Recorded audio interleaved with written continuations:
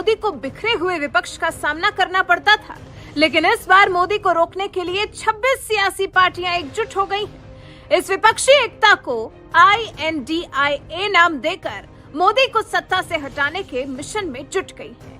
तो वहीं दूसरी तरफ बीजेपी भी विपक्ष की रणनीतियों से अच्छी तरह से वाकिफ हो गई। सिलसिले में शुक्रवार को बीजेपी अध्यक्ष JP नड्डा ने पार्टी के शीर्ष नेताओं की एक बड़ी बैठक ली और इस बैठक के बाद 38 धाकड़ नेताओं की एक जबरदस्त टीम बनाई, जिस पर मोदी को 24 की जंग जिताने की बड़ी जिम्मेदारी है। और सबसे बड़ी बात तो ये है कि इस धाकड़ टीम में 2 ऐसे मुस्लिम चेहरों को भी जगह दी गई है जो बीजेपी के लिए मुस्लिमों का समर्थन जुटाएंगे, और ये नेता है अब्दुल्ला कुट्टी और तारिक मंसूर।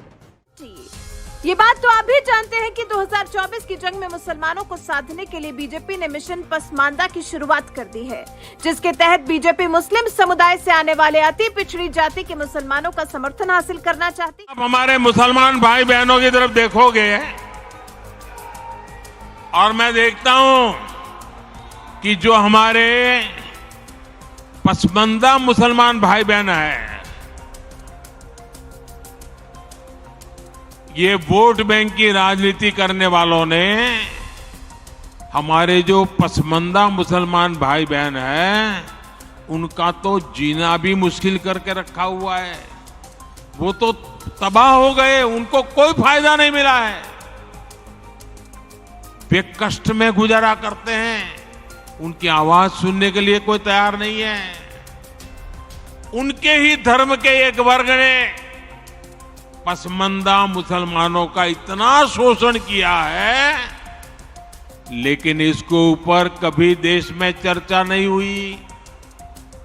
जो पसमानदा मुसलमान है, उन्हें आज भी बराबरी का हक नहीं मिलता।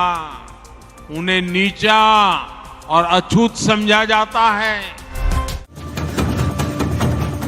अब्दुल्ला कुट्टी चाहे वामपंथी पार्टी में रहे हो या फिर कांग्रेस में, हर बार उन्हें मोदी की तारीफ ही भारी पड़ी है।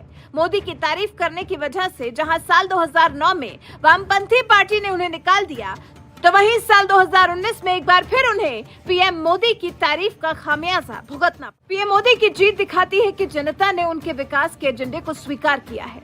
पीएम की कामयाबी का राज है कि उन्होंने महात्मा गांधी के आदर्शों को अपनाया है। सिर्फ विपक्ष ही नहीं, बीजेपी के नेता भी भगवा पार्टी की बम्पर वोटों से जीत पर हैरान रह गए। सभी राजनीतिक कार्यकर्ताओं को अपनी भावनाएं साइड में रखकर नतीजों को शांत और निष्पक्ष तरीके। तारिक मंसूर।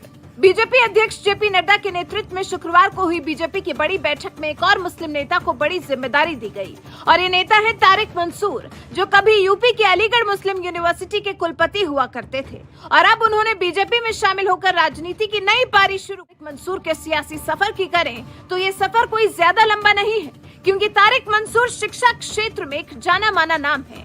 वो जवाहरलाल नेहरू मेडिकल कॉलेज में प्रोफेसर थे, जिसके बाद उन्हें मोदी राज में साल 2017 में अलीगढ़ मुस्लिम यूनिवर्सिटी यानी AMU का कुलपति बनाया गया।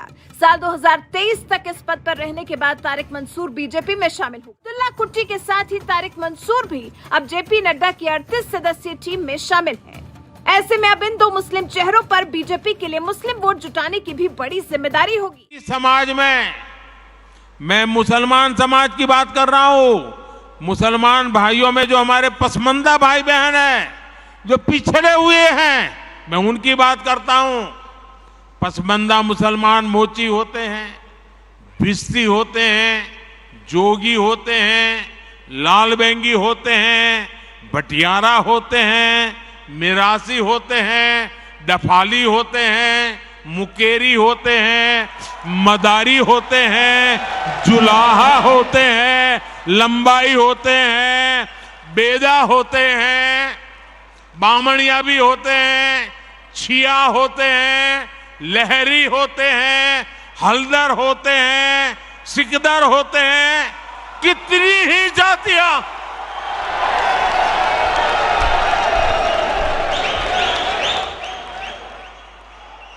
ये सब इतने पिछड़े रहे हैं, इनके साथ इतना भेदभाव हुआ है।